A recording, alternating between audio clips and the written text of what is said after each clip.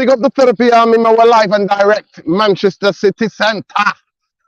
Big up to people. I've had to go and watch a piece of theatre to uplift me. I went to the game today. I went there late, and trust me, I needed a lift after watching paint absolutely dry. Yes, happy United win. I'm always happy when United win, but I'm sorry. Tonight, get ready for the rant because I've got some rant for this. These what I call positive sexuals who are just like, yeah, well, we won. Well, look, he can't play the football that he wants. It's all on the players. Listen, this manager is a fraud, absolute fraud. Manchester United players, the tactics, his game, how he plays, how he sets up, it's unbelievable. Today, again, we faced 16 shots. We come up against a team that's so low on confidence that they can't hit a barn door. They can't literally hit a barn door. That's who we came up against. But honestly, I can't explain to you what I was watching. Old Trafford, that was like a library. Library. Ten Hag footballers turned Old Trafford into a library. The only the cheers that you heard were the cheers of for the two penalties. That's the loudest cheers that you heard in the stadium. It was absolutely shocking at every level. And this level of performance is not sustainable. And I expect Liverpool, if they bring their shooting boots on next week, they're going to absolutely smash us. That's what I'm envisaging. Because the amount of positions that Everton got to, team that's been in the relegation zone majority of the season, and we're struggling, and they're bopping us off the park. It's effing unbelievable. I'm not having that. Everton Hag needs to be given his P45 come the last game of the season because this is shocking. And when people go, they can't play that football. So what about Everton players? How come Everton players can play that from the back? How can they do that? How can Brian do that? How can Burnley do that? How can they do like they've got a way of playing? Regardless of quality. Are you trying to tell me our players are that shit? That they're Sunday league level players? Is that what some of these people are trying to brainwash us? To make us believe that our players are like Sunday league players. It's unbelievable. Unbelievable, people. Bombay, big up to you. How you doing, bro? Yes, sir. Good. Thank you very much. Good evening to yourself and to Therapy Army. How's the weather out there? Looking wrapped up? Yes! It's so cold. It's unbelievably cold. Do you know what? But big up to you. There's more atmosphere where you are than the Tyson Fury fight. I just need to say, man, boxing does not belong in Riyadh in Saudi Arabia. It's all about the money. We need these fights to happen in Madison Square Garden or Wembley Stadium. If it's an all English, do you know what I mean? Fury, Joshua, you can't be putting that away from the fans, man, for sure. Anyway, that aside, it was a bag of shit. That it was. The only thing worse Who was won? the only Who thing won? on par with that. Who Ngannou got won? knocked clean out. Joshua cleaned him out, man. Second round. These Okay. UFC fighters shouldn't be in the ring. Anyway, look, the only thing that competes with that was today's game. I had to switch off, for a bit. I was watching it half-assed. It was pretty boring stuff, but we got the result. And I'm just gonna get behind this team to the end of the season because there's nothing else you can do. Manchester United performances constantly pop up this type of performance, and I don't know how much stock you're gonna put in two things. Number one, I believe that we are a team that is fundamentally flawed in the sense that we drop off so drastically when we miss key players to play from the back. Martinez is key and so's Luke Shaw. And he wants to push a high line, but he can't with Johnny Evans. It's difficult. And Lindelof. So, yeah, I do get it. I empathize with it. But the fact that we're having this conversation tells you that we have not worked on a real style of play. And there was some pretty shocking statistics today from the commentator that I picked up on. Maybe some of you guys in the comments, you yourself, Dino, might have picked up. The commentator said this season, Manchester United have played 6 different players at left back, they've had 11 different centre back partnerships, and the longest streak of any partnership was 6 games with Varane and Johnny Evans. Now, not absolving anything, I'm not happy with what I'm seeing. I'm going through the motions, but that is a disaster. And this now goes back to Eric Ten Hag calling out the medical department. Man, like, what is happening with my players? What is going on here? So this part of things, if you want to give that some credence, then I'll put some empathy out there. Not to absolve the play, it was terrible. It wasn't good. Both teams today were rubbish. So the passing wasn't good, the quality wasn't there, the enthusiasm, the atmosphere, it was all dead. The only thing I take from that today was we took 3 points. So I don't know what's Dino's disappeared. Ah, nice and peaceful. Are you still there, bro? Are you muted? I'm here. I'm here. Mumbai, listen. Saying all Yeah. that, Manchester United have had midfielders. Remember, at times for Alex Ferguson, we had Yeah. Carrick, Keno, Yeah, but midfielders, we can't Darren compare. We Fletcher. can't compare. We can't compare, bro. We Listen, no, can't no, no, no, compare no, no, that. I'm sorry. No, I'm sorry. I am fucking comparing. No, Because, you can't do that. listen to me. To register to play for Manchester United, you have to be a professional footballer. We're making out like these people are like 15-year-olds. They are international team full of a squad full of international footballers. And the manager can't organize a team to be able to pass the ball to each other, to sustain a bit of possession, to be able to have a bit of pattern of play. I'm sorry, Bumbaya, you can make all the fucking excuses about injuries. Brighton have been ravaged by injuries this season. Brentford have been ravaged by injuries this season. There's many other teams. So these The, positive I, sexuals, they want bro, me to they want me to think. This is what I'm saying to you. They want me to believe that every player, big even the up likes Esky. of Burnley, listen to me, even the likes of Burnley and everybody else, Yeah. wants to make me believe that they've got better players than us. Have they? Well, they haven't got better players than us. Not all Mm-mm. of them are better players. These are not Sunday league players playing for Manchester United in this squad. Are not. This manager does not believe in coaching squad players. He thinks the first team's got to play, and then they don't know how to play the game through by playing. No, I call bullshit on that. That's bullshit. Yeah, listen, That's bullshit. Let me just you're get gonna this big up Samiati. Big up Samiati. Siati says, I can't even see, man. It's that I'm that brisk and that cold. I'll read it. Just Arsenal are Top top of of the the league, league. man. Top of the league. Yeah, congratulations. I don't even know what the Yeah, score was. I went to watch a play, man. I went to watch a congrats. powerful play. I like that. So I like that. I don't know what's going on, but big up, Yeah, say me big up after, say me Zemi. I after. say Let's see if you can stay there, innit? Let's see if you can stay there. they did their job. Tomorrow is the big one, Liverpool City. So they did their job. So they put themselves in good stead. And next week they play. Is it City or Liverpool? I can't remember. So it's all to play for this week and next week. It's interesting. It's all to But play for. look, I'm not going to talk like we lost. What you're saying is not wrong. It just depends on which side of the fence you sat on. There is some empathy there. And the key point that I made that you need to bear in mind is, and this does go back to the criticism that we haven't implemented a really solid style of play. The instructions have not I transferred don't over to the players. listen, But what Bombay. I'm I saying, don't even want the style of listen, play. But listen, no, Bombay. I don't want the style of play. You know what I fucking want? Manchester United players to keep the fucking ball.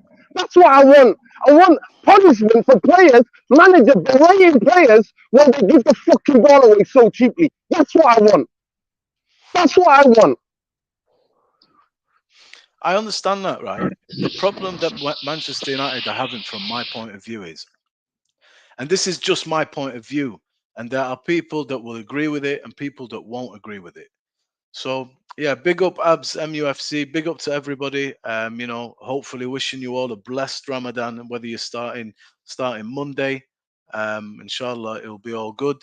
But going back to what I'm saying, I have watched Manchester United, and I told you I have changed my opinions depending on what I'm seeing. Now, I'm like you thinking, hang on a minute, I know we've got injuries, but the play is not great.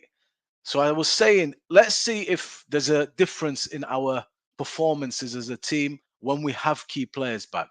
Now, I'm somebody that believes that Shaw, Martinez, Casemiro, and Hoyland, they made a difference to the way we played. I felt we were a better unit, especially at coming out from the back.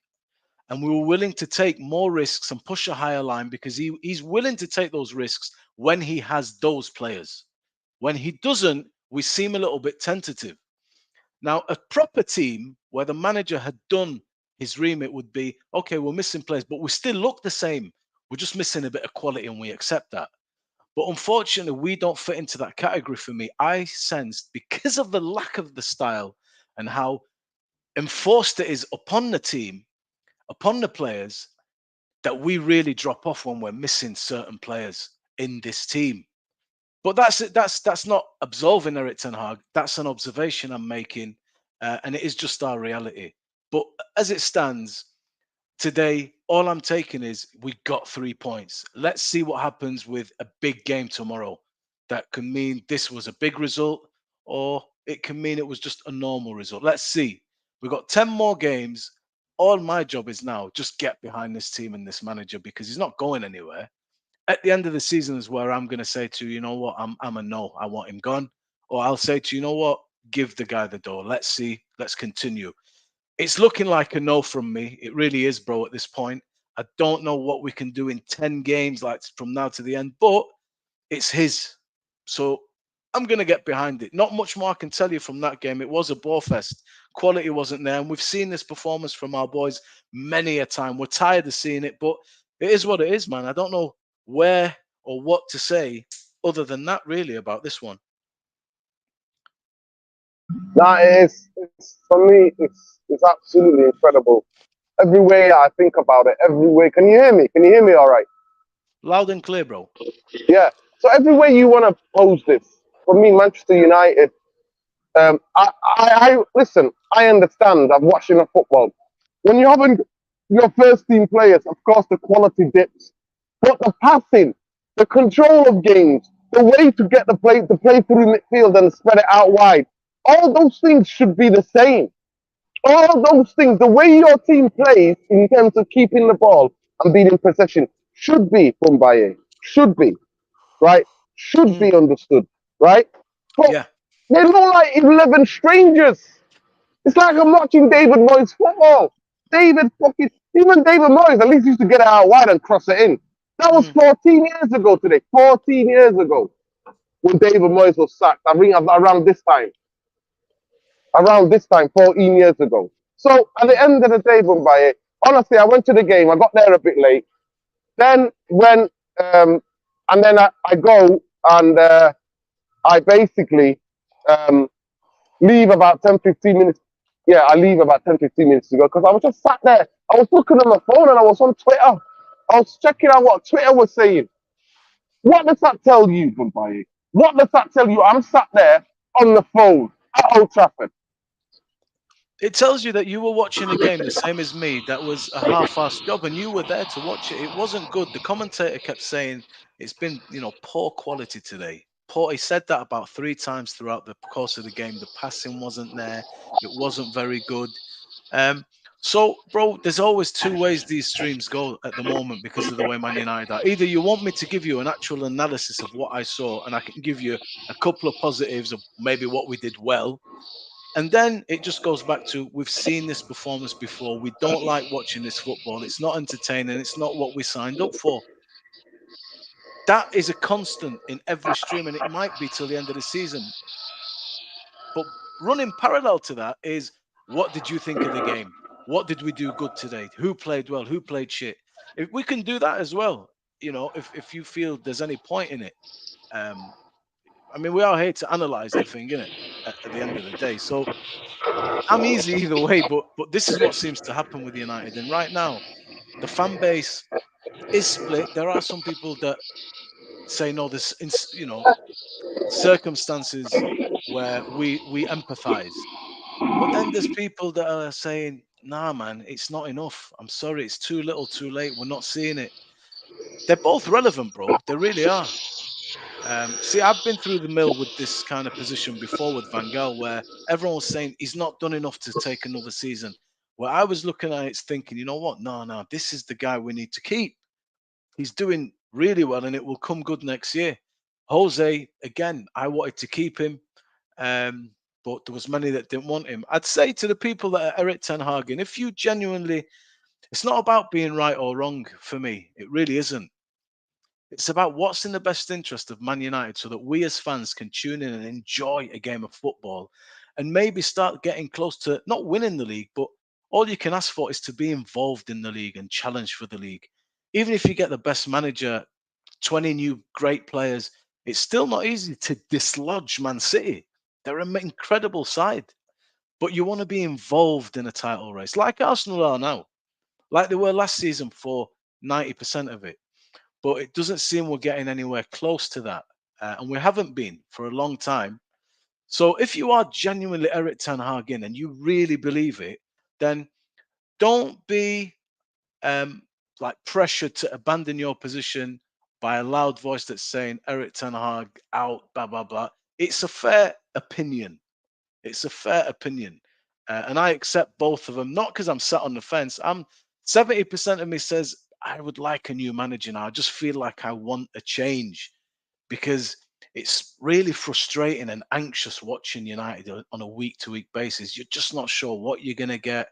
You get your hopes up a little bit, and I buy into it, and then it deflates again and dies a death. But I'm a strong believer that the result always appeases, the emotional outburst. And 3 points, well done. Let's keep going. What are you guys saying in the comments since Dino's disappeared? I'm going to go on to the comments for a bit. I wasn't expecting to be put on blast like this, people, but I take solace that I'm among friends here, so bear with me. I'm a novice at this game. So here we go. Hector Rico, Casemiro will be in Saudi next year. McTominay will be at the bottom half of the table. Ericsson will be retired. That's the majority of our midfield.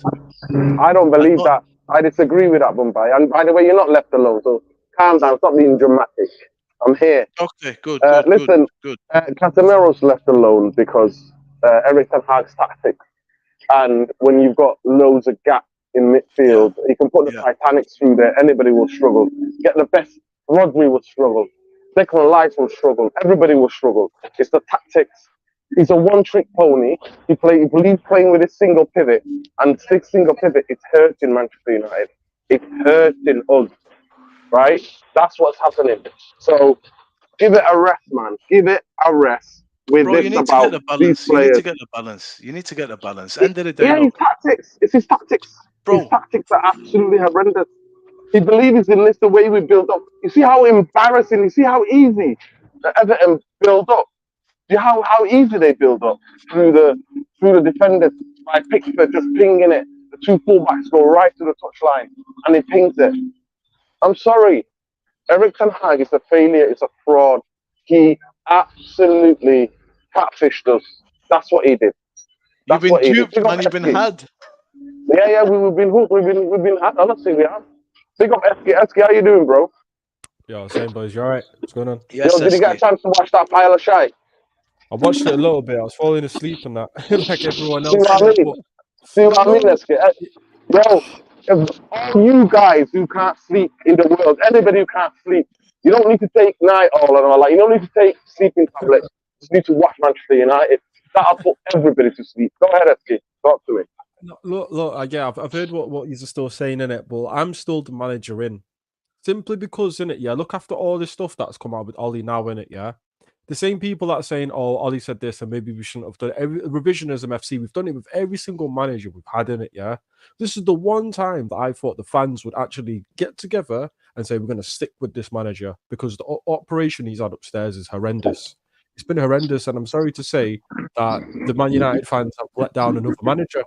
Because, in my opinion, we've allowed Sir Jim and all these Sir Jim Ratcliffe sexuals to come in, and now look how the Glazers out chances are. Do you want to mute, bro? A lot of noise.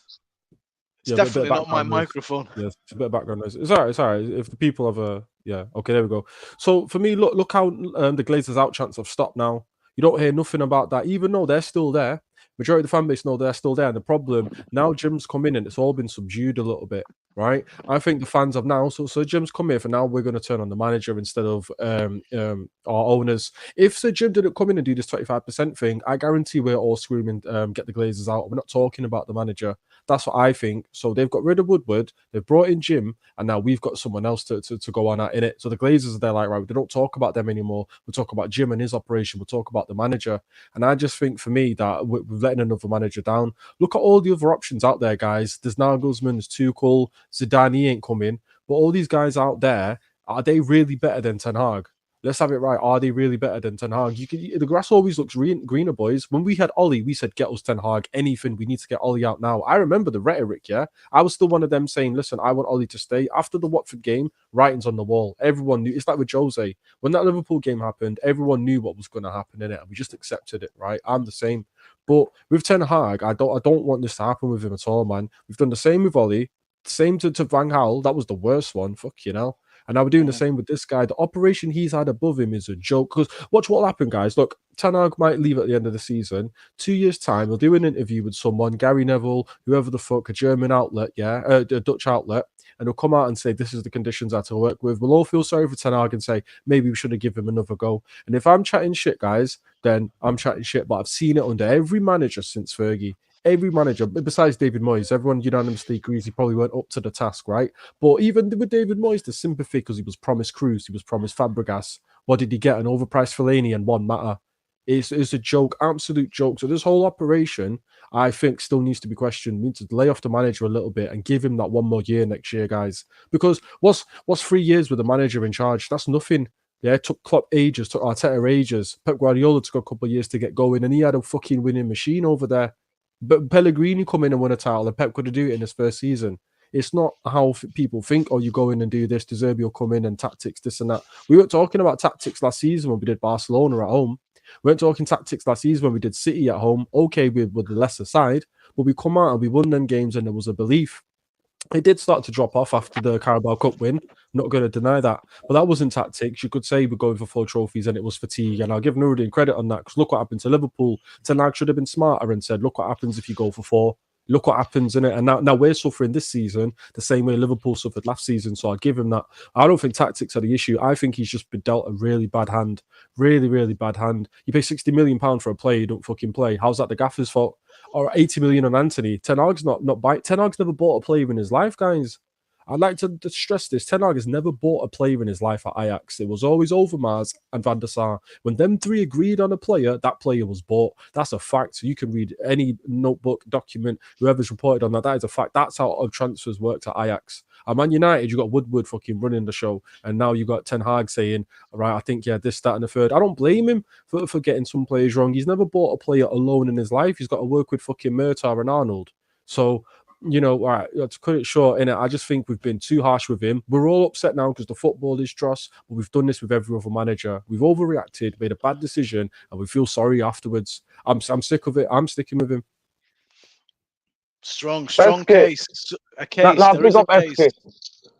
Big up Esky. Listen, Esky, I promise you, it is tactics. I swear to God, if you understand about the single pivot that he keeps persisting with, and then I see it today, I see Kobe Manu.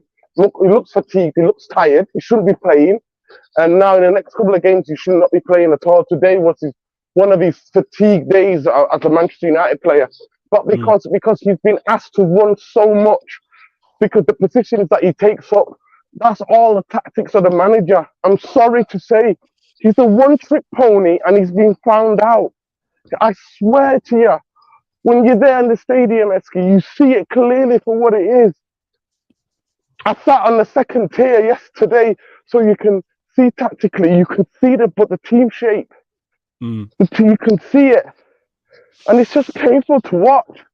And he doesn't believe in coaching the squad players to be able to keep the fucking football, Esky. Come on. He doesn't believe that. Like, I don't see anything. I don't see one little sign for me to keep the faith. And we are talking about a person who wanted this. He's been the biggest disappointment out since Fergie left. The biggest fucking disappointment since Fergie left. It's been Eric Ten Hag. Because I wanted him. And I told everybody, listen, the football's going to be better after 6 months. Instead, what did he fucking do? Chase fucking 4 trophies. And what happened? So for me, I was calling this out in January. Yeah, you were. In January, I'm like, this ain't adding up. Bro, Heskey, do you know what? Don't you think, though? Go on. I mean, I think you make some very credible points. And I think your opinion and your position is one that I've shared. And like I say, I am fluid in my position based on what I see. Promise you that, yeah. What we all want is this thing to look a little bit better than it does now. But what do you credit the manager? Like, how do you? What part of the blame do you attribute to the manager? I don't know if you can completely absolve the manager. No, And can't. that's what I'd like to hear from you. Like, what do you say? Look, this is what he has messed up on, because there is a two-dimensional way of looking at it, where somebody will say, look, we've got this argument with, are all these players shite? Should we be getting more out of the players that we've got? The money, have we spent well? I don't think so. You know, I think he's had a pretty fair hand at deciding and having an input into transfers. And the results are not quite there. I think I don't know where we are, 6th, 7th at the moment now. We're out of every competition. The Champions League thing, bro, that was a killer. That was a bullshit group. Yeah, but, you know I can quantify. You can what's the word? Enlighten me, man. Hit me with it. Why do you feel the way that you do? And what part of the blame would you say to the people that sent Eric Ten Hag out on that basis of football? I'll start with the blame first, right? So this season, I will admit, early on, I was very upset with his substitutions. Very upset, because last season, I think we can all say his substitutions were usually spot on. If not, he was the manager with the best substitution rate in terms of his subs come on and change the game with an assist or a goal in the Premier League. That, you could say, statistically and factually, that's very good management there within games. You can look at a game, make a change, and that has a positive impact on a game, right? We've seen it in the City game, you've seen it in the Barcelona game. A lot of changes. It's just, I think in the Premier League specifically, he was the best for that. This season, he made very odd changes early on. I noticed it in the Tottenham game. And that Tottenham game, he made some odd decisions. He changed some stuff. Remember that one game where he took off Kobe Mainoo and then put on Scott, and then we conceded straight away from that run? I can't remember what game it was, but I was there going sick. Like, how can you not see this? I think in terms of making substitutions, he might have regressed slightly, which is a concern. It's a very, very big concern. But on the flip side of that, it's you buy Mason Mount to kind of play in your midfield. He's not available, right? You got Anthony there, who had a decent first start to the season. First season, decent, not great. Let's see how he goes. Now he's got this scandal in Brazil. Okay, Jadon Sancho, can he kick on this season? Not available. Marcus Rashford, shut the bed. Them 3 issues there are not on the manager. The manager hasn't told Rashford to be shit, hasn't told Sancho to kick off, because I still believe that's Sancho's fault, yeah? And look at him now not doing anything in Dortmund, so what is going on there, right? And then with Anthony, how does he know that Anthony issues is going to happen? Nothing to do with him. Wan-Bissaka's been injured. He was a key player, and I'll go into strengths. Ten Hag has vastly improved Wan-Bissaka. His one-touch football, his link-up play, it's not amazing. He's not Diogo Dalot, not Hakimi. But if you look where Wan-Bissaka was until where he is now, you'd be like, that's someone who's put in the hard yards and has benefited from good coaching. So he's a player who's done that. His embedding of Garnacho into the team has been good. It could be a bit better now. We're over relying on him, but that comes with the Anthony Garnacho issue, right? Where the players aren't fucking cutting it, and Rashford. So, and the Pellistri's out on loan. So, I think for me, some of the strengths that he's done, it was last season, restored a bit of pride, improved some players, maybe not all, but I think Delot's been a better player under him. Luke Shaw had one of his better seasons last season. Marcus Rashford had his best season last season. These were all under Ten Hag, so you can people pick and choose what you kind of see. Oh, he's broke this record, he's done that. Well, on the flip side, we were on for 4 trophies. Let's not have it right. Whether it's the smart decision or not, in hindsight, it was probably not. And Nuruddin was calling it out from early, fair enough. But at the same time, when has Man United ever competed for 4 trophies where you thought, you know what, it could be on? Premier League might have been a bit of a pipe dream, but we were so close in the FA Cup final. Okay, David De Gea threw one in, but we were in that fucking game. And then in the other game, Harry Maguire's cost us in Spain. Shipped 2 goals for no reason. And with the Champions League, Mumbai, like you mentioned this season, we scored 3 goals away at Copenhagen, Bayern Munich, and Galatasaray. We scored away a lot. And at home, Onana probably cost us there. Onana, it more than not, cost us that Champions League group. I'll be honest. Because for you to score that many goals, yeah, he's not told the team to just stop throwing him in. He's not. Maybe the management of some games could have been better, but Onana had clanger after clanger in multiple Champions League games. He just did. I think that's why we're out of the Champions League. But we scored enough goals to fucking get through. 100%. We just conceded too many as well, but that's not the gaffer's fault, I don't think. I'm going to congratulate you on articulating your defensive Ten Hag pretty well. I empathise with a lot of things you're doing, and the points you make are credible. And maybe you're right, but yeah, and I'm not going to say more than that. You know what? And it's a fair I'll say side. one more thing. One more thing. So I think he's won 62 or 61 out of 100 at the time, and I think we've played 101 now. And then they asked him that in a conference, and then he said, so they asked him, they said, you've got quite a decent win rate. Why do you think there's a certain narrative about you? And Ten Hag basically alluded to, you know, I don't like to make excuses, but look at the situations we've been found ourselves in. And he says, I believe if I had my full strength squad, more often than not, I think would be closer to 75 wins out of 100. So if he's on 61 out of 100 and we've been a shit show, if he had maybe a striker there, maybe his fullback there, there was no 10 different partnerships this season, which has never happened in the English game. Fuck me, right? Maybe there's a bit of stability there, and maybe you have a bit more wins, closer to 70 wins. Do you know what I mean? So and that's what he genuinely believed. And I genuinely believe him. You know, could he have got 10 more wins with if Martial was fit last season, if Højlund was available, or Martinez was available, and XYZ scenario wasn't happening? I genuinely think, yeah, he could have got closer to 70. So that's all I'll say in defense of the gaffer. I've been where you are before with Van Gaal and Mourinho, and a little bit with Ole as well. So I do understand when you're trying to hold on to a manager because you see and feel something that could be a bright future. So I'm going to leave it there with that one, bro. Dino's back. Do you want to bring Lesso in? Evening, Sean. Evening, Lesso. Yes, Jarvis. Yes, Tom. Oh, Hey. the full big up set. everybody. Full house. Big up everybody. Big I'm up. going to Don't mute lie, now, man. boys. Listen, I want to just go to Big up Lesso. to Lesso everyone. was the last guy here. Big up Lesso. You know, love How did you see the Mumba's game, bro? assessment on in terms of Ten Hag. You know, it's a balance on both sides of the coin. You know, it's not just looking at like just one person's terms of view and everything, but you know, we can't ignore that his flaws outweigh his you know, his pros at this point. You know, you look at the you know, he's talking about hypothetical things now, which is kind of annoying and frustrating because you know that he contributed to these sort of problems to begin with. You know, he talks about having if he had players fit, certain players fit, you know, he'd win so many games. Guess what? That was never going to be possible with the way you were running down players, the way you are not managing games, and you know, fielding the same players and not actually rotating your team. Guess what? It has consequences, especially when you have these amount of games. There's no athlete in this world that can, you know, withstand so much playing in so many intensive games and not, you know, get injured collectively. There's none. You know, we're human at the end of the day, so you need to manage players. If you know you have so many games in a league, you know very well that you have to learn to rotate your players. You know, and you look at the types of players that he signed. To me, didn't scream that he wanted cover, as to say, you know, to even to have the intention of resting players to begin with.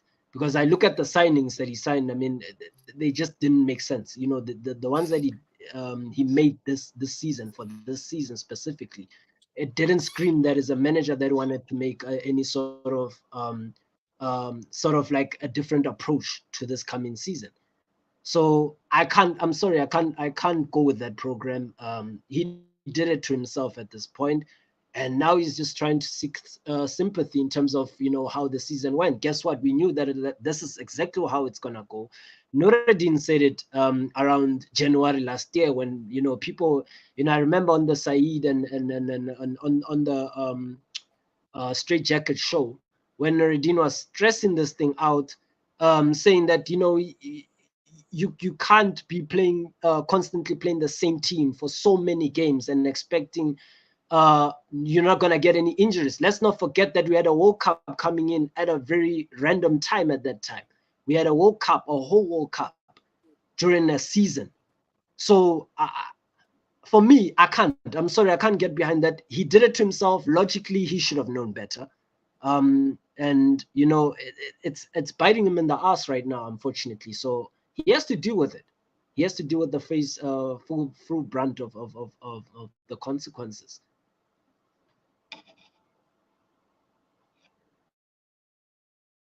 Big up everybody, man. Who came in?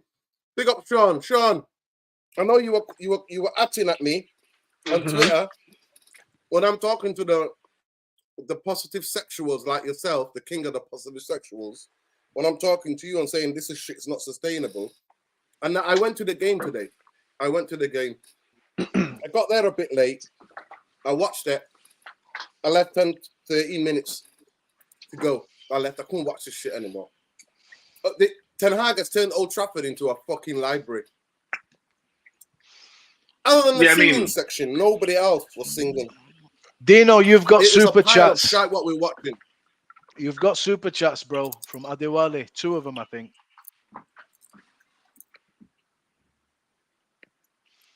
Let me go. We have conceded 468 shots on our goal this season. Only Sheffield United have more. This team is set up. It's a disgrace. This fraud of a manager needs to suffer when they sack him after these clown players with him. No, 100%. 100%. We're together in terms of the players and the manager need to go. Everyone has injuries. It's how you manage them. Eric Ten Hag does not know how to manage a squad, and it shows. We complained when Oli ran players into the ground. Eric Ten Hag's doing exactly the same thing. I saw it today with Kobe. I think there's a lot I saw it today with Kobe. Kobe looks shattered. When you're there in the stadium, remember, the camera follows the play, the ball. You see it. You see that kid making sprints, panting hard. He's drained. So's Garnacho. But go ahead, Sean, and then we'll go to Jarvis and Tom. I just think there's a lot of motivated reasoning on display in the general conversation around Ten Hag. And it's quite clear that, like, you know, I think people will be happy if/when the manager gets sacked. And the same pattern that would follow, right? The same pattern which was that, like, we sacked Ole, we brought in Ragnick for a while. Football fans all over the world, United fans were talking about this manager here and there that was going to implement a style of play. One of those managers was Ten Hag. 18 months into his tenure, for a host of reasons, it's not working. Now, you know, the same tacticals, armchair analysts, super experts, YouTube experts are talking about, you know, this manager here and there and this other thing that they think that they can do, you know, to change the system, basically. And we're going to be here again in 18 months' time, because what people want is a fantasy. What Adewale is asking for all the players to go, in addition to the manager, is a fantasy.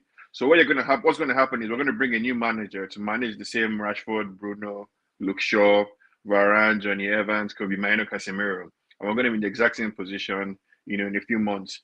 All I was looking out for from this game against Everton, all I was looking out for was to see whether or not the players were playing for Ten Hag. That's all I was interested in observing from this game. Because if they were really against him, they would have thrown him under the bus and would have lost the game terribly. And for me, it looks like Ten Hag still has some allies in the dressing room. I would say a lot of allies.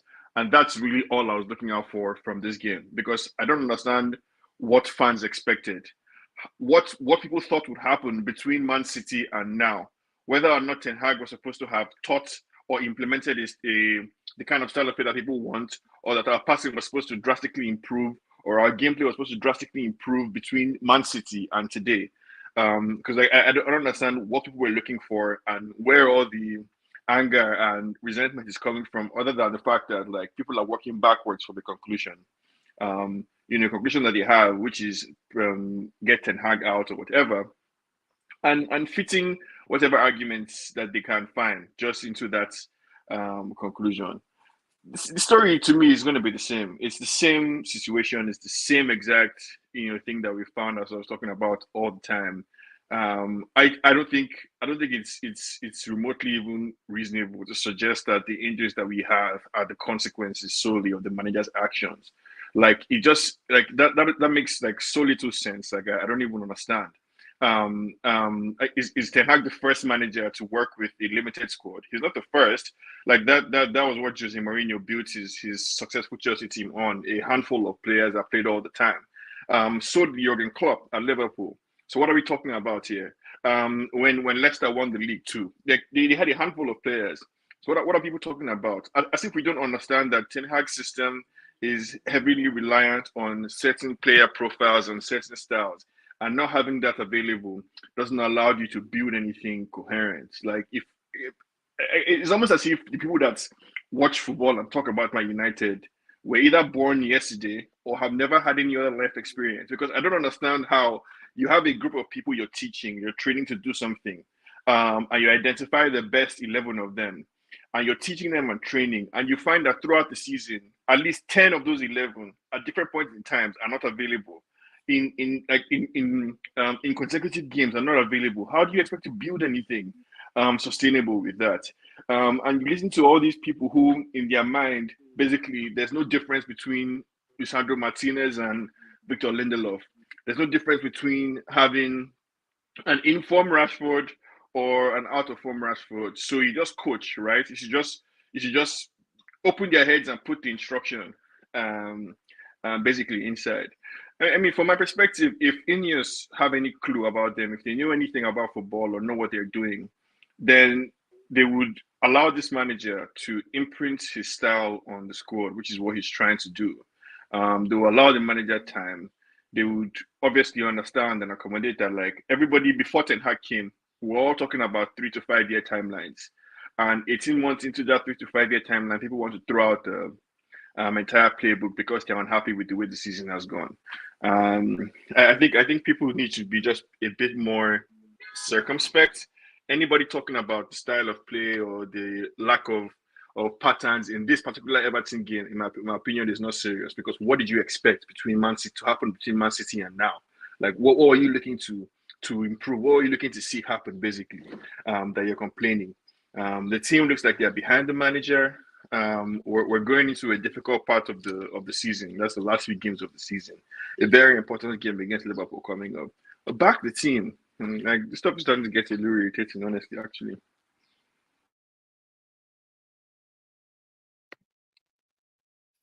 Sean, you're lucky that I'm eating tonight. I'm hungry. I've just watched the show 2 hours. You're lucky. A lot of the things that you made, I swear to God. You know what it sounds like? It's let me finish. Eat your food. No, eat your food. Let me finish. When I responded to you saying on Twitter, when you said this is not sustainable, and my response is no shit. Who plans to sustain this type of football? Let me finish. You know what? Okay. Your Ten Hag Defense League, you sound like some of these deluded IDF spokesmen that come on the BBC or ITV or Sky News. Honestly, you sound like you're defending a genocide. I swear to God. That's what that's what you sound like. Yeah, we might as well up is down, left is right? Like we can see what you're defending. Calling people armchair. We're football fans. We have an opinion. What am I defending? What am I defending? Come on, Sean. Patience. Sean, I was patient. Everybody was patient and listened to you. Everybody listened to you, man. Come on. You said we're armchair. You said, what did we expect? You know what I expect? Manchester United are not playing Man City this weekend. Manchester United played Everton. Everton are relegation fodder. Everton are where they are for the reason. Everton came and bumped Manchester United in that first half of the fucking park. The only thing that saved us was that Garnacho's runs into the box and their dopey defending. That's the only thing that saved us. The manager is a fucking disgrace. And the defense that you're putting on it, this kind of straw man argument that you're laid out, it's absolutely shocking. But I ain't got no time to answer that because I got to bring Tom in and Jarvis. Go ahead, Jarvis, and we'll go to Tom. But honestly, you're defending the indefensible. You, people like you, Sean, want me and all of the millions of United fans to believe that our players are worse than Sunday League players. It's not happening. Go ahead, Jarvis. Yeah, I don't know what's the general opinion about the game. I didn't catch it from the start, but for me, I think it was okay. You know, it was boring as f. You know, we didn't produce anything. How dare you, Jarvis? And Fulham, and now Everton was pressing us. They was trying. They had a lot of energy. They were running much more than us, and you could actually see players like Casemiro, Mainu, even Bruno. They looked a little bit tired. But in a way, I think I try to analyze and understand why we are conceding all these shots. And I just did a calculation against Everton. We had 10 shots blocked. Against City, we had 11 shots blocked. Against Fulham, we had 8 shots blocked out of the shots. So basically, we are sitting back with a low block and conceding and conceding all these shots, and we are absorbing them as a unit because the defense are it's not saves from Onana or shots wide. It's blocked by the defenders or the people defending the box. So in a way, I think we are going into a more counter-attacking style now. It's more about results than play, and I think Ten Hag has understood that the one single pivot isn't working. So now he's playing more of a double pivot, and he played with Mainu with McTominay and Bruno up front. And actually, we are playing an old-fashioned counter-attacking style of football now. We had the 41% of the shots blocked and 43 against City and 43 against Everton today. So we are changing up our style a little bit, and I think we are trying to get the results in. And Ten Hag, it's all about results now. It's the business end of the season. I'm sorry, Jarvis. Can I just stop you there 1 second? Yeah. Today, in that first half, the gaps that were left, it wasn't a double pivot. It was a single pivot. The amount of times Casemiro was left to cover all these spaces, and the amount of times that Kobe Menu was chasing shadows was unbelievable. Like I said, I've not been to a game for a while. Going there today, I swear to you, I've seen better Sunday League teams organized as a team. Honestly, you don't understand. I don't know. Yeah, I understand exactly what you're saying, because I don't understand the organization either. Because sometimes McTominay and Bruno are high, and Garnacho and Rashford are dropping down into the midfield. Basically, we are defending in a 4-4-2. Sometimes the McTominay and Bruno is dropping down. Sometimes none of them are dropping down. It depends, and it seems like it's on chance. So I totally agree when you talk about it's hard to spot what they actually are doing, but we are a little bit deeper on the pitch. And I think we are trying to absorb. That's the game plan, at least. But with this group of players, they wouldn't understand anything, even if you had crayons and a big plate of big paper in front of them and actually draw it up for them, because I don't think they have the ability to understand what's actually going on. A lot of them. And there should be triggers on the field that make them understand how to press, when to fall, when to drop, and where to go left, go right. But they don't. They look like a group of individuals playing as individuals in a way. But if I'm trying to really understand what Ten Hag is trying to do, I think we are going into a more counter-attacking style of football. We are not chasing the ball as much up front, trying to get the high turnovers and the transitions. We counter-attack, basically. And I think we are doing an okay job. Big up, Jarvis. Go ahead, Tom. How dare you, Jarvis? How dare you think we're doing okay? Well, since I'm from the circumstances, with a lot of injuries and this group of players, the material is not there. They are not working. They are not good enough. How dare you account for circumstances, Jarvis? I said, Tom. Isn't it off shit? Excuse me. Jarvis doesn't need a backup dancer. Chill out. Go ahead, Tom. Yeah, big up everybody. Big up everybody on the panel and in the chat room as always. Yeah, look, it was what it was. We got 2 penalties. We've said it before about Garnacho. He's got very light, low sense of gravity and quick feet ultimately, and especially when he drives into the penalty box like he did for say the second one. You've got to touch him, otherwise he'll get a shot away. With the sort of run and the momentum that he had behind him, I personally think anyway that if he'd have had a shot on goal, I think he might have scored from it. But I think if we break down the game in large portions, first half I thought we was open at the back. We was massively open. Casemiro with the distribution and the passing angles, and in terms of mobility wise, I think when he was trying to aim for players in different areas of the field, he was struggling massively. I think he lost the ball. I counted 4 or 5 times that he lost the ball in about 20 minutes, and that's just the first 20 minutes of the game. And Everton, it was 6, Tom. I counted. Oh, 6 then. Okay, 6 times. 6. Yeah. Well, anyway, like I said, Everton had the players more high up the field. They had that Beto and Decore and McNeil and little players like that who have intricate sort of plays and can get a shot off goal and things like that. Okay, fair enough. It didn't necessarily come to anything. Listen, Everton are a shite in front goal anyway. They don't take Tom, the chances. We could have been playing for another 3 days. Tom, we could have been playing for another 3 days and Everton will not have scored. Let me just get the super chat before I get back to you. Big up Adewale. Let me tell you, this is not a fantasy because every manager comes in and tries to use these guys. Buy 5 to 7 players in the summer, put them immediately into the starting lineup. Eric Ten Hag went and bought the worst players than we already had. And I swear to God, actually, I have to agree with that. I have to agree with that.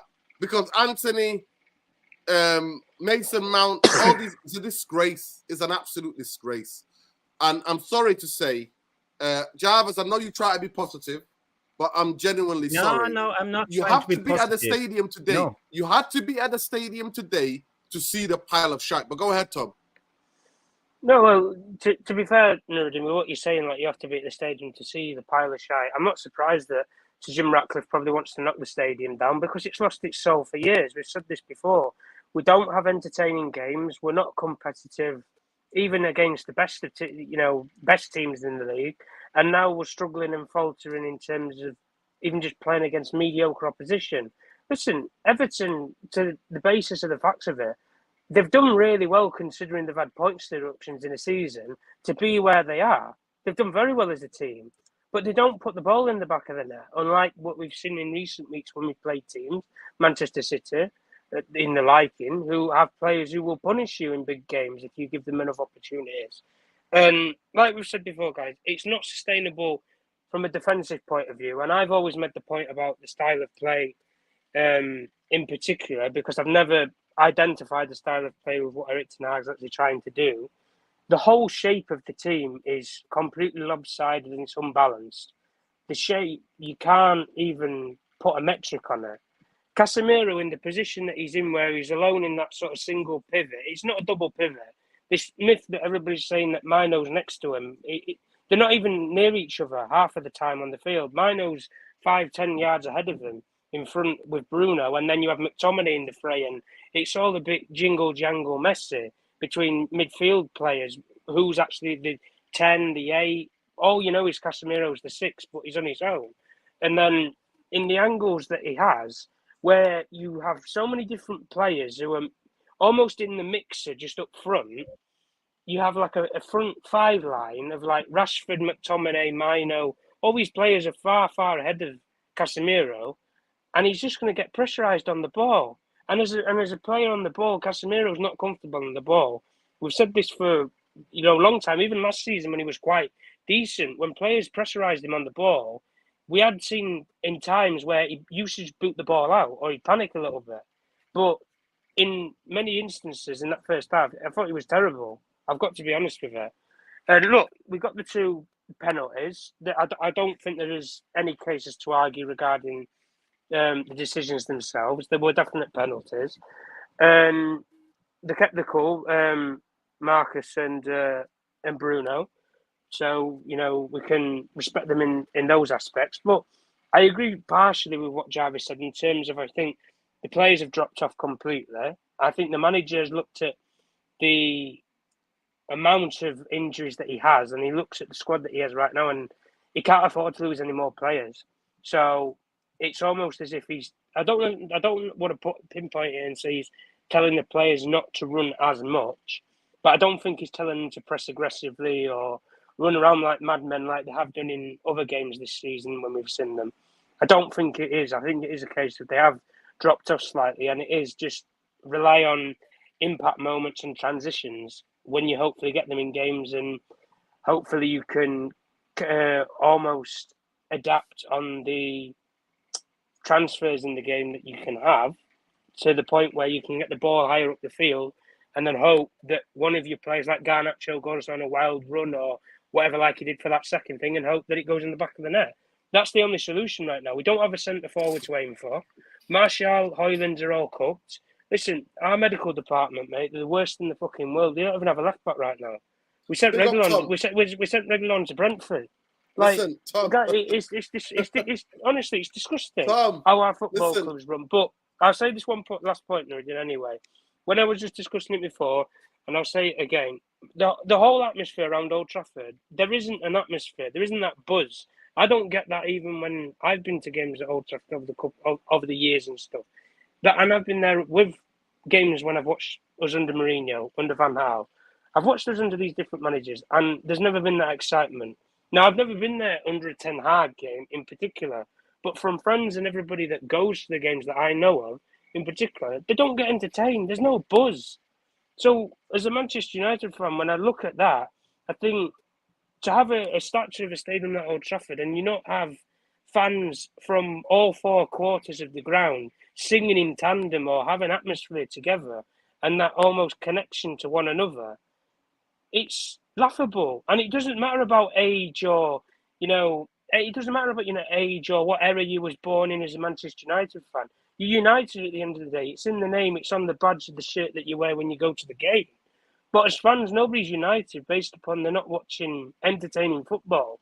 But like I say, if people want to come on here or wherever and, they're happy that we got 2 penalties and we've won a game of football, brilliant. You can be happy with that. You're not going to get 2 penalties every single game. So at the end of the day, if you didn't get the 2 penalties in the game, I didn't really see Manchester United break Everton down that much. And it's always been a sticking point. And it's not just under Ten Hag, I will admit in saying that. It's under a lot of managers before him as well, where we go up against teams in low blocks and we can't break them down. And that's the one thing that I agree with what Jarvis said is that our best attribute and our best ever way of playing that we've ever had since Fergie retired was to counter-attack. But counter-attacking, and I've always used this phrase, is not a style of play. It is a tactic, not a style of play. So for me, it's not, and I agree with Nuruddin, it's not sustainable. And when you play against teams who've got players at the end of the field that can bang, like when you play Liverpool in the FA Cup, you're going to feel it. Trust me, give Liverpool those openings and those spaces in the first 20 minutes. 3-0. 3-0. Thanks, Easily. Tom. Big up, Tom. Listen, big up. Big up Adewale. Thanks for the super chat, bro. It says, why allow this guy more time and money only to fire him a year from now? Yeah, Eric Ten Hag inners will say anything to protect the fraud. How about he's just not good enough to manage Manchester United? And how about 100%? 100%. Listen, I'm a guy who was making videos on here and begging, telling everybody and begging, saying, please bring Eric Ten Hag, please bring a coach. This guy is defrauding me. He's a fraud. He's an absolute fraud. So he basically, and by the way, I'm not looking for style of play. I call this football unsustainable from fucking January. So I'm not fucking calling Johnny come lately to this shit. I'm not. I was calling it out then because like my eyes don't fucking lie to me. My eyes are not papering over the fucking cracks. At the end of the day, all I want you to do, I don't give a fuck if you using the youth team. You just give them a game plan. You've got how many days? How many days have they had since the fucking the derby? You just give them, this is how we're going to keep the ball. This is our shape. I'm not even asking for a fucking style of play. You know what I'm asking for? Keep the fucking ball. Pass, move, move, help each other, get closer to each other. I'm not even asking for scintillating McTominay? football. I'm not. No, I'm sorry, Jarvis. Jarvis, I'm sorry. Jarvis, Yeah, but I'm sorry. McTominay Listen, Jarvis, I'm sorry. Tell Jarvis, him, I'm Jarvis. sorry. Tell him. Jarvis, I'm sorry. I'm really sorry. Tell him. You but guys pass and make move it with out. McTominay Listen can't to be me. done. I am guilty of this Can't as be done. well. We make it out like our players are worse than Sunday League fucking players. They're fucking not. They're professionals. They are all full internationals. All the team that started today, everybody, if he could still play, Evans would be playing for Northern Ireland if he could. Varane just retired from France. Diego Dalot plays for Portugal. Lindelof, captain. Is he captain of Sweden at times? Or is he one of their players who plays for Sweden? Casemiro plays for Brazil. Kobe Menu is the kid that just started. McTominay plays for Scotland. Bruno Fernandes plays. Marcus Rashford plays for England.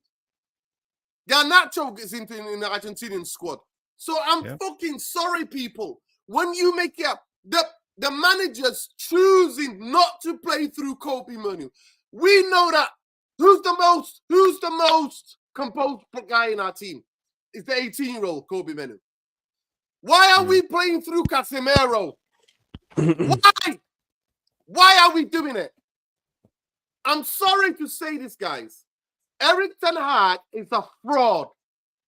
I will always back managers. I didn't want him sacked during the season. I was against that. And I said it.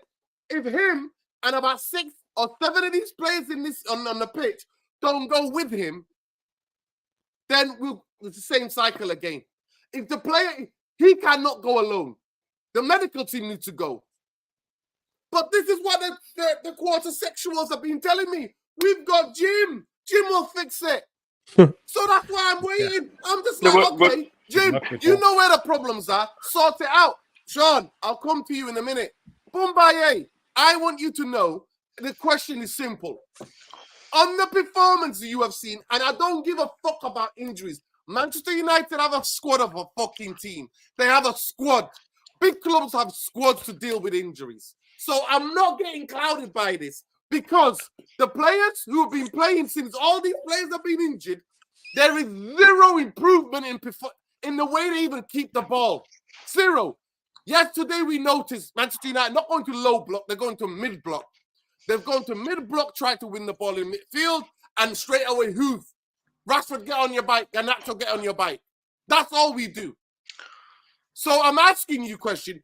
Does this manager deserve another year, yes or no? Go ahead, and then I'll go Eski, then I'll go to Lesso, and then I'll go to Sean, Jarvis, and then Tom. Go ahead. I'm a man that believes a manager. There's a lot of us tonight. Please keep it a couple of sentences and short so we can go around everybody. Yeah, short and sweet, man. Players have to earn contracts. Managers have to earn another season. You can't just be giving seasons out like that. I don't believe in giving a player 5-6 games. I don't believe you get that. You have to shine. This is Man United. It's top end. For me, this manager came in on the back of managers who I wanted to keep some of, but we didn't like the play. It was all about the football. People were like, no, we're not having this football. It's crap. Eric Ten Hag, in the 2 years he's been here, and if I compare him to Emre, you compare him to Postecoglou, you compare him to De Zerbi, you see what they're doing. Our players are better. We have players that are as good and better than them. That's my belief. I've always said that we have good players, and I've took shit for it. I like some of the players we've got, and even contrary to popular opinion, I would keep players that are not popular with a lot of people. Fair enough. But barring Tottenham, where we were absolutely sensational, and maybe 1 or 2 other games, last season, I thought, wow, where's the football? Let's have it after 3 months. I want to see some football. I just succumbed and thought, let's just go for results. Fine. And we were in the trophies, and I'm somebody that thought, if we're in the trophies, go for them, no problem. Again, some people have different opinion, but up until today, still, the football is very, very, very anxious. Is very, very I'm not enthused to watch Manchester United, but I will tune in because it's Manchester United. The football is awful. It's boring. I don't like to watch my team play. I come on here most weeks, go back and watch all the streams. I'm not a guy that comes on here and doesn't give you an analysis of what we did good. And most weeks I'm at loggerheads with Dino because I would look at a game and say, today, yeah, in the main, it's shite. It's nowhere near where I expect it to be or would like to be. But I will take this positive. Let's keep turning this corner. And then you fucking just look at it and it blows up again. We do what we usually do. It's very boring. It's very bitty. So It doesn't look like there's a coherent plan. So me at this moment in time, you know the manager that I'd love to have, but I'm open to any manager because I'm pretty tired. Like I say, I respect the opinions of people that want to hold on to him because of the extenuating circumstances they empathize with. Fine, but for me, it's just not enough, all considered. So I would, at the end of the season, if this is how it just ends in a little tripping over the finish line, you know, playing like this, winning, losing, whatever, there's not been enough progress to earn a third season for me. And just to say you have to have 3 seasons, you don't get 3 seasons. It doesn't work like that. Not for me. Okay, you went a bit too long. Yeah. Please keep it short. Keep it short. All right. Do you believe Eric Ten Hag deserves another season on the showing that what we've had since January last year? A year. Yeah, Okay, because there's more to it than that. My case is Man United would never be able to see a manager finish 8th twice in a row or finish like Arteta and Klopp, right? They were never allowed to do that. David Moyes was looking like thinking. Let me hold you there. I will give a manager for us to finish 10th, 11th, 12th, 13th. I don't give a fuck as long as I see a manager that's doing something that we can all clearly see a team that can keep the ball, a team that can pass the ball to each other. That is when I see nothing. I don't give a fuck what results you bring. Boring football. Football is entertainment, Eski. So me personally, I've always said in football there's 3 results: win, lose, or draw. I'm not bothered about losing. No fucking shame in losing. But why am I bothered at straight fucking football? I'm not having it. I'm not having players who go out there look like a bunch of fucking strangers. Right. Yeah.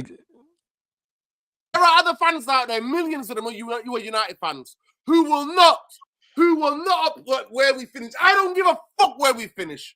I give a fuck about can we play as a team, lose the right way, go for it in games.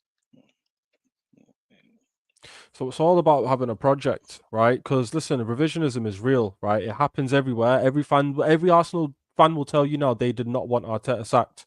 They will tell you that now, right? There's evidence out there. There's enough evidence out there. There was movements. Troops TV was selling fucking t-shirts, mugs, bath robes, and everything. Arteta out, yeah? Listen, people don't understand some things at times, right? And there's a minority of fans wanted him to stay. Eski, I'm not going to lie to you, Eski. Everybody knew that he was a good coach. And everybody knew that everybody could see the results were coming. It's false. Yes, oh my God. False. Oh my, no, are you no, kidding it's me? false. Listen, go watch streams. Go when all that movement was going on. Go watch streams on this channel and go watch on the Straight Jacket podcast. No. Let him land. Come on, let him land. Coach. This guy has got something about him. That's a United space. What were the Arsenal people saying? No, that's Arsenal. But most people who understand football would see and go, this guy has got something about him. I don't see fuck all with Ten Hag. Okay. I'm waiting for a fucking year. For a fucking full year I waited. And I don't see fuck all. Right. Do you know what you sound like? You sound like Arsenal fans at the time and Liverpool fans at the time. You do. You can be revisionist if you want. There's data out there. There's videos out there. On this space, Nuruddin, you might have said Klopp's all right. You might have said Arteta's all right. For them, what were they saying about their own gaffer? That's what I'm trying to say. They were saying exactly what we're saying now. Half. Listen, there was half an hour, by the way. It wasn't all of the fans that wanted him out. Loads of Arsenal fans were like, give him a chance. Okay, so there was a percentage. I'm saying the minority wanted him to stay. They were getting memed the fuck out of, man. Finishing 8th, getting battered here, there, everywhere. Style of play where there was enough people in Liverpool saying Klopp's got to go. But you know what? What's the difference between both of them clubs in it now? Yeah, they humbled themselves and said this is where we are, and it might take time. Most of our fans still think losing at home to Fulham is a disgrace. No, I'm the first to say that is a disgrace. That is a shocker. Bournemouth, we've lost 12 in the Premier League. It is abysmal. But you know what it is? I'm not revisionist, and I've got long-term vision to see, do you know what? It might be okay. Because look in hindsight, who we fucked over. Van Gaal, who you just said, Nuruddin, we want to keep the ball. Who kept the most ball out of any manager we've had? Louis Van Gaal. Now, people say it's boring, and then that's where a different question comes in. But if he had that third season with his strikers, we don't know what would have happened, right? But at least he kept the ball. He was doing what you're saying, but we've got rid of him. And now you're saying we want to see goals. The most amount of excitement I've seen under a manager since Fergie was who? Ole Gunnar Solskjaer. We scored the most amount of goals. We were battering teams, battered City, battered Liverpool. Okay, it was under COVID, but everyone had COVID. Fuck it. Now you're saying, let's get Ten Hag in. Remember, the rhetoric on this channel was, like you're saying, get Ten Hag in. Now he comes in, and like Van Gaal, he realizes these players can't play how I want to play. So it's not Ten Hag's a fraud. It's not Van Gaal's a fraud. You can say that all you want, because I promise you, Nuruddin, when Ten Hag goes, he will do an interview and say, these players can't do it. The same with Van Gaal. Eski, you're doing the revision historian. It's You're not- the I'm not- one that's doing the revision historian. not- I'm sorry no. to say, but the last coach that we had, where we go to the stadium, Eski, or we watch the games and Manchester United a coach, the only thing about Van Gaal was that Manchester United we were keeping the ball for keeping the sake. And I've always said, I do not give a fuck about keeping the ball unless when you want to attack teams, you have to do it with penetration. Possession without penetration and going to goal is fuck all to me. I've always said that. And he's the only manager that I regret saying that, but I didn't want Jose.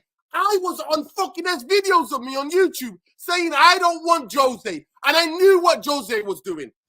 Fucking newspaper, national newspaper quoting me what I was saying outside Old Trafford, saying that the guy lives in a fucking hotel. He's only come here to get fucking paid.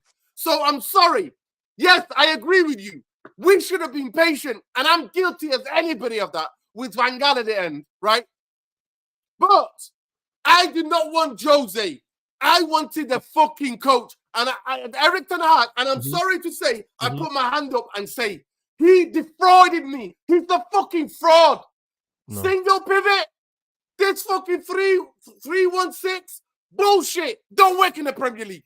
Stop working. And our players are not as shit as even I make them out to be. They're not. You think they're worse than Sunday League. But go ahead. Finish. All right, I'll finish the point. So, in saying that, I'm hearing exactly what you're saying, but notice I didn't bring up Jose once. Do you know why? Because I couldn't give a shit about him either. I know Bumbaye likes him, and my best mate loves him. I didn't bring him up once. As I mentioned Van Gaal and I mentioned Ollie, because under Ollie we were scoring goals. Yeah, I thought we were a threat. When we went away to PSG, it was a pipe dream, but I thought, we might score some fucking goals there, because you had teams that fucking went for it. Then the fan base turned and said, no, we want to start controlling games at home.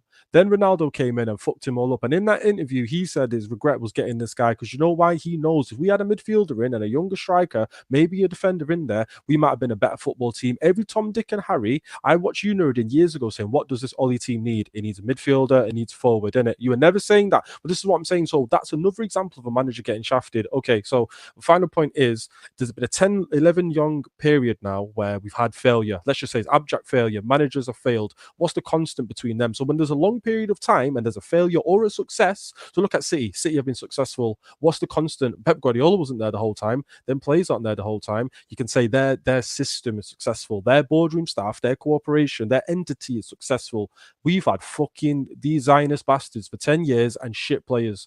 It's not Ten Hag's not been here for 10 years. Mourinho, Van Gaal, Ollie, these guys weren't here for 10 years. They were here for a couple and they suffered with these shit players and the owners. So if you want to look at what's consistent, Nuruddin, it's these shit players. So like you're saying, if Ten Hag goes, these players have to go. But for me, it's more important that if the gaffer stays and instills what he wants, the shit show above him and these players have to go. And that's my ending statement. I'm Ten Hag.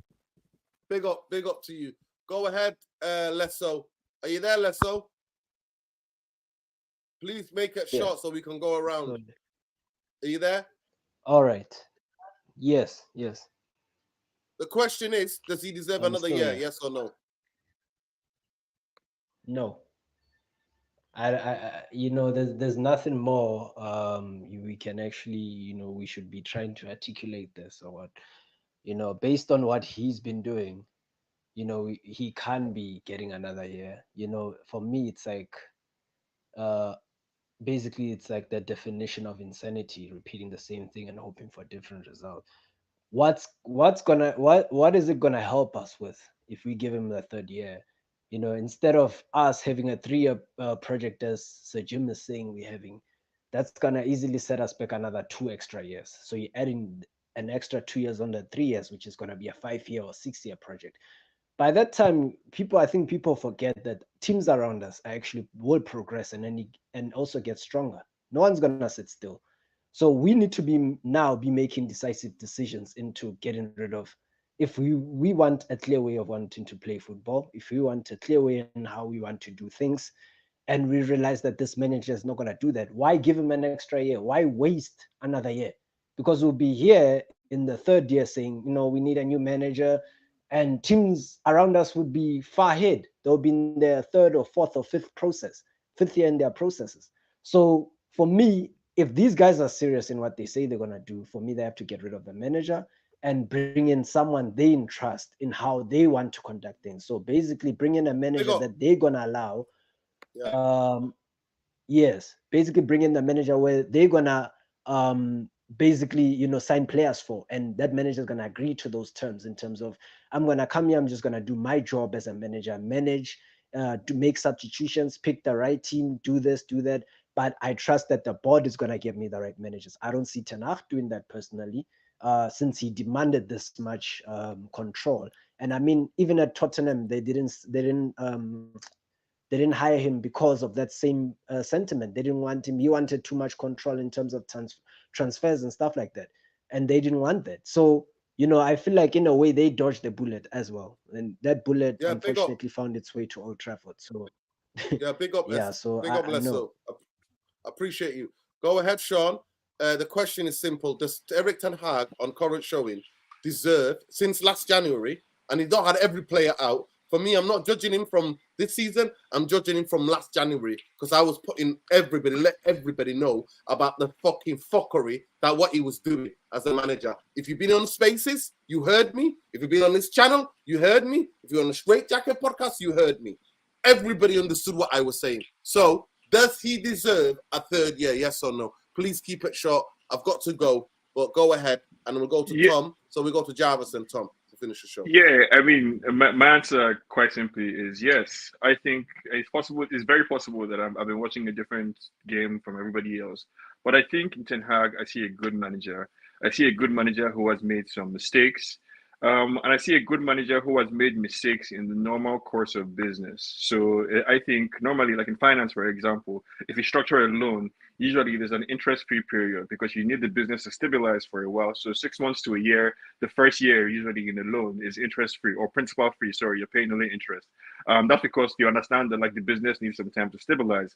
I'm willing to give Ten Hag, and I came into the relationship with Ten Hag willing to give him at least 3 years to implement his style on the squad, to implement his thumbprints, basically fingerprints on the squad. And I think what's happening this season is not surprising to me at all, because I feel like a lot of this should have been priced in.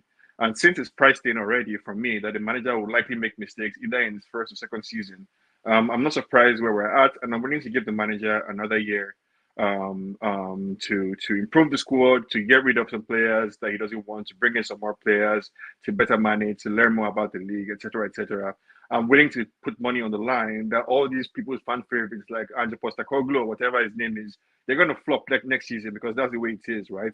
Ange is everybody's star boy right now, just like De Zerbi was a couple of years ago, just like was the guy at Newcastle, he was a couple of years ago. And they all look at where are they now. Some United fans are talking about Emery. All this stuff is very funny. Like, I find it kind of like hilarious. But in summary, yeah, I'm willing to give the manager another year.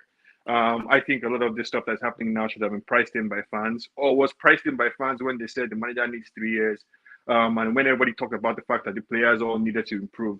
So I'm a little surprised now, knowing everything that we knew going into the relationship, that now people are now kind of like, all over the place. Fair enough. But, yeah, okay, okay, fair enough. Big up to you. Go ahead, Jarvis. Let me just read this super chat out. The reason Erik ten Hag having issues is down to the players he trusts. Rashford, Bruno, they're two of our 4 attacking players, and they consistently play. Fuck them both up in somehow. Bring players that can play in a system. Now, I agree with that. Let me just get this at a super chat quickly. Sorry, Jarvis. Let me just get this before I go to you, because I've been forgetting them. Big up, actually 2 super chats. Big up Man UFC Realist TV. 20 shots conceded. Ask Rashford how many shots he conceded in the in Belfast. What happened to what? To the word lol. Look, the snakes on the plane. We need to smoke them out. Big up to you. Free Julian Assange. free fucking Julian Assange, free fucking Palestine, free Palestine, free Palestine, end the genocide, end the fucking occupation, end the siege. Stop starving mothers and babies. Stop starving people. Stop starving people. Western human rights kind of a psychosis is all laid bare for everybody to see. You don't give a, you're all psychopaths that's interested in greed. You're all there throwing all your weight and support behind the Zionist entity and what they're doing to the Palestinians. So fuck you fucking bastards. Burton says Eric Ten Hag disbanded his own philosophy. That is crazy, man. And there you go again. There you go. Laid bare. Go ahead, Jarvis. I'll mute. Yeah, I keep it simple. I just want to say I'm not a fan of this Eric Ten Hag in or out debate, to be honest. And we have all this. No. We're not saying in and out. I'm not. Listen, I'm not in. I'm saying does he deserve, from everything you watched from January, Jarvis, till now, does he deserve another chance, another year at the job? It's not in and out. I'm not saying manager out. I'm not saying, I didn't want that fucking McLaren and Fletcher and that to be in interims. When I tell people Manchester United have more interims than we've had managers in the last 11 years, people go, what? Yes, we have. We have more interims. So I'm not about this. I'm about, does he deserve the year to see out the year of his contract? That's the difference. It's not about in and out. It's a difference. Thanks for clarifying, Nuruddin. And yeah, I agree. But all these changes with the managers, what have they achieved for us? And for me, I'm torn between like learning from past mistakes and repeating them all over again. Because as Eski mentioned with, for example, Van Gaal, and we all saw the Oli interview the other day, and if Eric Ten Hag is let go, it should be for the right reasons. And now we have footballing people in charge, and the decision should be based on rationality and not emotions of fans. And I hope they will do a good assessment and use this time and not rush it, because it's very important that we make this decision right. For me personally, I would like to see Ten Hag another season.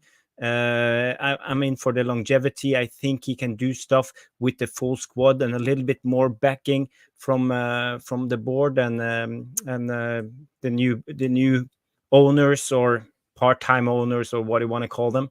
So I will give Ten Hag another year for me.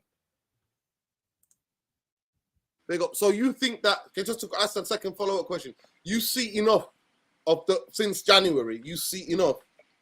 Well, the thing is, I'm torn because I haven't seen enough with the full squad and what he actually can do. But you did because see we saw some great things last season, and this season everything has gone down the drain. So Jarvis, we have a good season and a bad season. Don't try to change Jarvis's mind.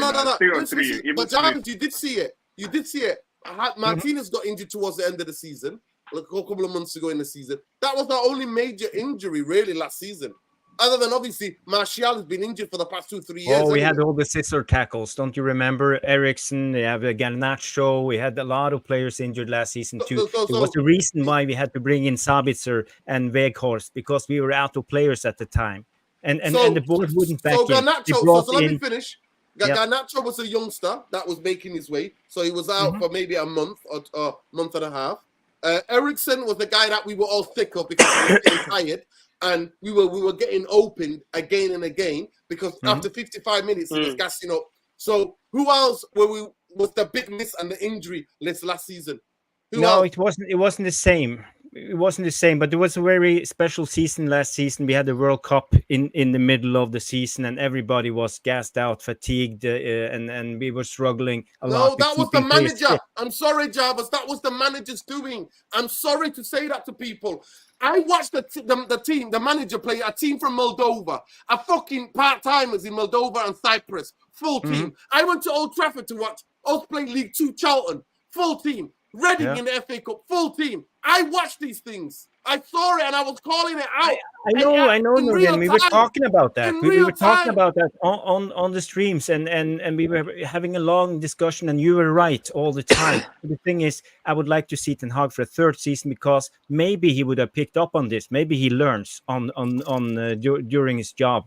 And we talked about it the other night. You need to learn and you need to evolve. Not every manager is perfect.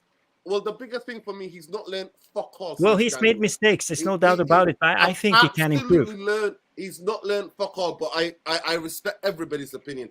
Tom, you're the decider. Me, Bumbaye, Letso out. Eski, Sean, and Jarvis. And we didn't set it up like that, people.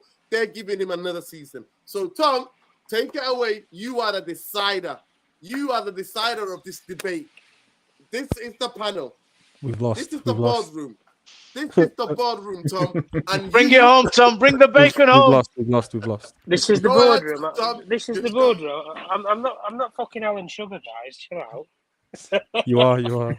You are today. Go on, Tom. No. I'm so happy you're not that fucking muppet. He's a fucking right of a muppet. Him, I swear to God. And if I saw him in the street, I'd tell him to his face. He's a racist fucking muppet, man. I'll never forget what he did when about the Senegalese team. The racism that he put on Twitter. He can fuck himself. But Oh go yeah, ahead, with the fuck, yeah. I remember. I know. Let me just get this last super chat. Average Yeah, go on. lifespan of a manager is 15 months in Europe. Eric Ten Hag is not God. The Eredivisie is his level. The guy's out of his depth. You can't watch his football and tell me he's okay. 100% agree. And you know what? I wanted him. I wanted him. And it took me 12 months to accept it. To fucking accept it. And to just be open about it. But I didn't want him sacked during the season. At the end of the season, ta-ra. Thank you. Good riddance. Goodbye. Take your shit players with you as well. Go ahead, Tom. Yeah. If we're like I said, if we're basing it off of this season was supposed to be let's kick on, let's see the style of play, let's implement, new players into the squad, like when he brought Mount in, and we thought we was going to see maybe more of Malassi or get more games and certain things. We're not seen the guy all season. Highland and stuff is, obviously coming and stuff. But look, he's not built the style of play. He's not built any sort of a shape. It crumbles as soon as the team wants to put pressure on us. And we isolate so many of our players, in particular in the midfield area. Casemiro, when he'd been the six, and Casemiro was out and we had Mino sitting there, or you had McTominay sitting there, the number 6 position is always going to be isolated with the shape that Ten Hag puts out there. And he refuses to change it. And it doesn't, man, I don't want to hear excuses about injuries and personnel. To be honest with you, I'm fucking sick of hearing the word injuries about Manchester United. Liverpool have major injuries. They're challenging for a fucking title, guys. Injuries happen to every single team, and it's no difference. But the one thing that I always see with proper football clubs and proper teams, even with managers who've been here in lesser time than Eric Ten Hag, Postecoglou, Jesus Christ, he lost his whole defence. He lost 2 key midfielders, Bentancur and Maddison, and he still played the same way. And every single Manchester United fan that I knew of anyway was praising how Spurs have played for all the season because it's good football. It's entertaining. And for me, if I base off of what I've seen with Eric Ten Hag, apart from a Carabao Cup win and qualifying for the Champions League last year, there's nothing that I can really grab onto. And key principles for me to grab onto would be a style of play, entertainment, decent recruitment in terms of players being brought into the football club, which have been rubber stamped by him, that he has to give a say so on because it's what he wanted when he come into the football club. He's the guy who wanted the responsibility for recruitment and transfers. He's the one who says, I want to pick XYZ player and you've got to go and get me them. So in terms of does he deserve another year based upon what we've seen this season? Hell no. It's been an absolute car crash. And if we're basing it off of what we've seen currently, right now, we're relying on penalties against relegation fodder to get us over games. That's not sustainable if you even want to go for top 4. So if people on this panel, on the chat or whatever, or post stream, you honestly going to sit there and tell me in 2-3 years you can see this Eric Ten Hag with this team, maybe add a couple more players in, and he's going to win a Premier League title ahead of the way that Arsenal play with Arteta, ahead of the way that Liverpool probably will do under a new manager, in the way that City probably will do with Pep maybe another couple of years. I cannot see it, not in a million years. And look, I'm not just going to blame the manager. I'm going to blame the players as well. But the thing that Arteta had at Arsenal was the club wanted to change the way that they've been for years because they got rid of big boy ego players and senior players, Kolasinac, Aubameyang, Bellerin, players who have been underperforming for years. They got rid of all of them, and then they got rid of and then they brought in Sanchez. Ozil, Sanchez. They brought in players who fitted a set style. Where if Mikel Arteta didn't work out, they'd just go and get another manager who fitted those group of players that they have. They set the style of their football. How do you know that? And it's going to be the exact same thing. So if they get rid of Arteta, they'll probably go for a similar style of manager. That's the way that big clubs run. In the same way that Klopp's leaving in the summer, they're targeting a similar style of manager in the way that those players will be able to adapt and grab to that manager in the same way that they have done with Klopp. And that they can carry on the longevity and the success that they've had as clubs. For me, even with new ownership right now, and look, even with the people that's circling and coming in, listen, I look at people like Berard and I think they have too much integrity and for what they do in the City Football Group to look at Eric Ten Hag and think this is brilliant. You know, we're seeing a master plan here. Even if you're Brailsford, even if you're Ratcliffe watching it from your millionaire mansion in fucking Monaco, I don't think you're entertained. And to use the phrase that some people want to be, armchair football fans, if you sat in an armchair and you're watching that, mate, I think you're going to fucking sleep. I don't think you're keeping your eyes open. So if I'm basing it off of does he deserve another year? Hell fucking no. And do I think he'll get one? No. Because I don't think he'll get the Champions League football that he'll need. And listen, everybody's favourite man at the moment, Mr. Jimmy, has already said, if we don't get in the Champions League, we're fucked financially. So if we don't get in the Champions League, what's the expectation always been? And Ollie's just said it recently. The expectation has always been what? Champions League football. This guy ain't going to get it. I said it weeks and months ago. Spurs, Villa will win more games than this guy will from now to the end of the season. Facts. So Facts, good luck. He's a dead man walking. Man UFC Real TV says, football is like empire going cycle. United was an empire. We will hopefully rise again. I'm sorry. Yeah, usually back in the day it was. Not anymore. The amount of Manchester United, how ahead we were with the 13 league titles, with how much when we, the beginning of Sky and the Premier League and the rise of the Premier League, I'm sorry. Manchester United should have been in the doldrums at least 3 years. The maximum should have been 3 years, not 11 fucking years. That's not a cycle. That is a purposely built what could he say? A cancer in this football club that is there to rinse it of money and to take everything out. And now we're going to do another show. We're going to do another show soon to talk about it even more, people. But this fuckery that Jim's saying the government should pay for the new stadium and all this bullshit. That's why the Glazers chose him. Because they know they've got no money for the stadium. They haven't even got money to put on a fucking thing. At the end of the day, people, it's 4 against 3. In the comments, those of you watch the show later, please let us know. Does Eric Ten Hag deserve and 1 more year? For me, he has showing nothing. Absolutely zilch. And trust me, people, I have none of you can ever accuse me of being manager out every time. I haven't.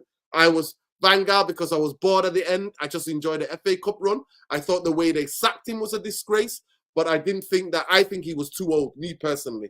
That his regimented way that he wanted to treat the players, the way that what he did to the players, making them wait for hours and hours, and the way he treated and the way he was getting rid of players, I didn't agree with. But he was the best coach because he coached the Manchester United team positionally to be able to hold the ball, but attacking wise, we were dog shite.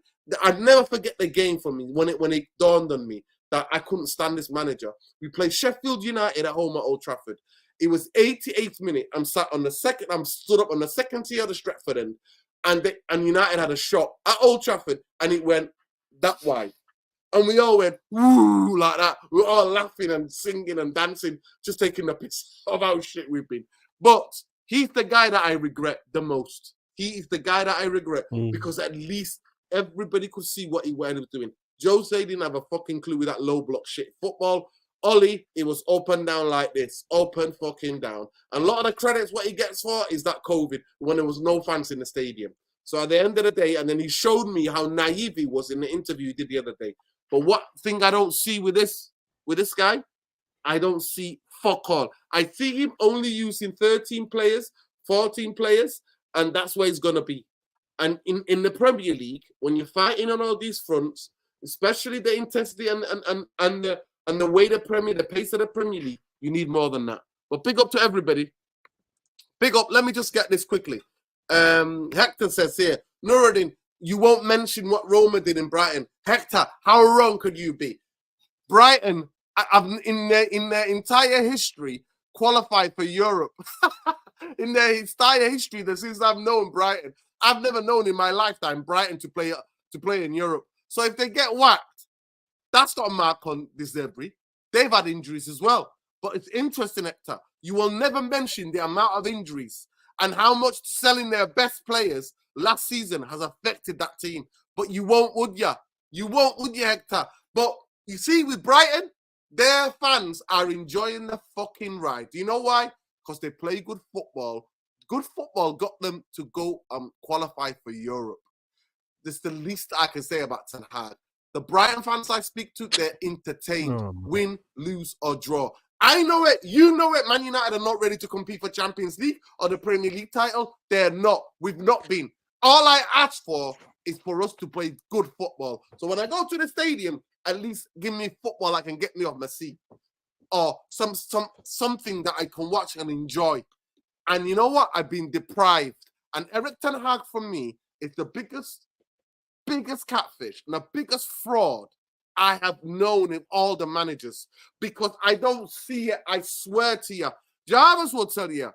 Boumbaye will tell you. I'm never a person. If I wanted to clickbait people with this channel, I could have done it. Do you think how easy it would be to do a transfer every day to go, Man United news? Oh, we're going to get this player, that player. So I'll be on 40,000, 50,000 subscribers. This channel is to talk about the substance stuff. I stick to my fucking values. If I could see something, I was there with Ollie when everybody's like sacking. I was like, no. But Erik Ten Hag is showing me nothing but sacking himself. He is making basic fucking errors. And that's despite saying, I don't believe everything that's going on is his fault. No, I don't. Everybody understands and knows. And that's what this channel was fucking put up here. The channel was started because to talk about the football structure and the owners, the vultures, what they've been doing to this fucking football club. But Erik Ten Hag has catfished me because I saw his team win or lose in the Champions League, play with a structure. Everybody knew what they were doing. And with Manchester United for a year, I've been with a warning signs telling everybody, I don't think this guy knows. The league's too big for him. The club's too big for him. And he can't even get coaching on the coaching ground. And he come out and said it himself. And I'm sorry, nobody's fucking telling me we've got worse players than Burnley, Brighton, Everton. They could all bully us. Possession-wise, not possession, but footballing-wise, they've had better structure than us. Better fucking structure. And they've had their share of the game. Remember, we went away to Burnley. We were defending like dogs, holding on for our lives. And every team goes there and batters them. Luton, holding on. Everton, Fulham, Bournemouth. Get the fuck out of here with this talk that they've got better players than us. No, they haven't. They haven't got better players than us. The manager does not believe in coaching the squad players. He does not believe in that. He came out and said it. He said everything has to be what happens on the pitch. And then we do the video analysis, and then we go, repeat what you've just done. Repeat it, boys. I'm sorry. You're a fucking fraud. If to me, any of this, if they can't see it, and all the fucking positive sexuals want us all to be so deranged to see what we are seeing and to believe the otherwise. And that's not fucking happening. It's not happening. But big up to everybody. Love alike, right?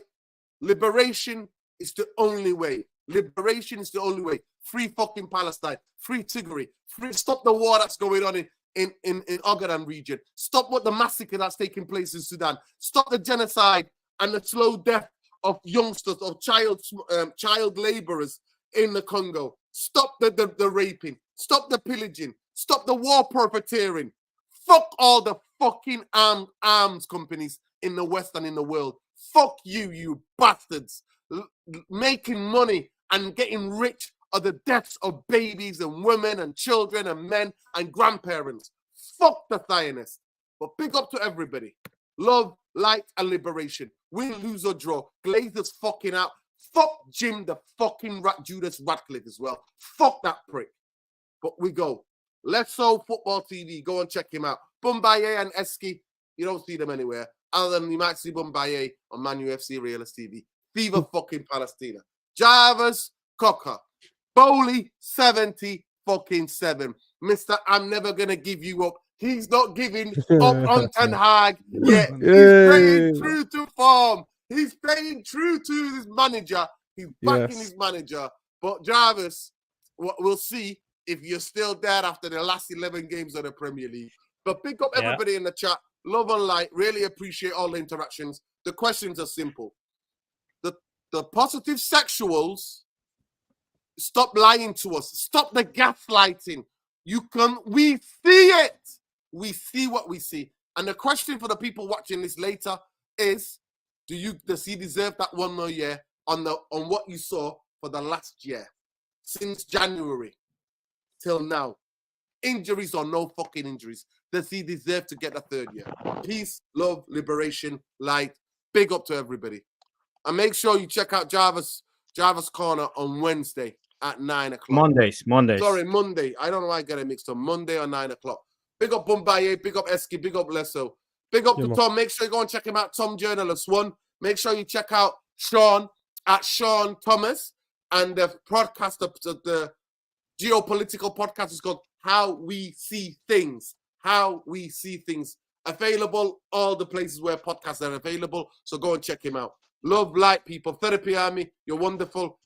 I'm not even going to ask you to smash a like on the video because some of you are just like the Glazers. Absolutely just I don't know why. I swear to God, you mirror the Glazers and the bankers.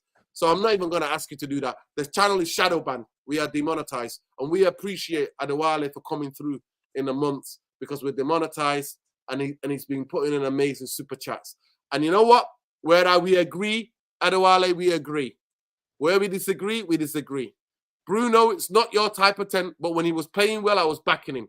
Rashford, I think it's time for him to go. It's time. He needs a fresh new club. Get away from the delusionment of Manchester United.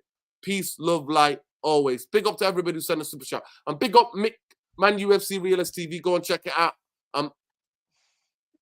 Yes. Go and check him out on there. All the way in Thailand. Love and light, people. Take care. Good night. Good riddance. Smash a like, you little bastards. Go ahead, Eski. Last word. Oh, no, big up, man. Big up the people. I was going to say, no, requesting it. Saeed's international now, when he's got contacts. I was going to say, can he get in touch with an Ajax fan and get his perspective as to why things haven't worked, maybe? Because that would be good to see from an Ajax perspective. Yeah, we can do that. Yeah, we can do that. We'll even do it. We'll do it on this channel. We can do it. I know a couple of Ajax fans on Twitter. Good to see what they think, innit? Good to see what they think. Yeah, big up to you, bro. Big up, Eski. Big up, Lesso.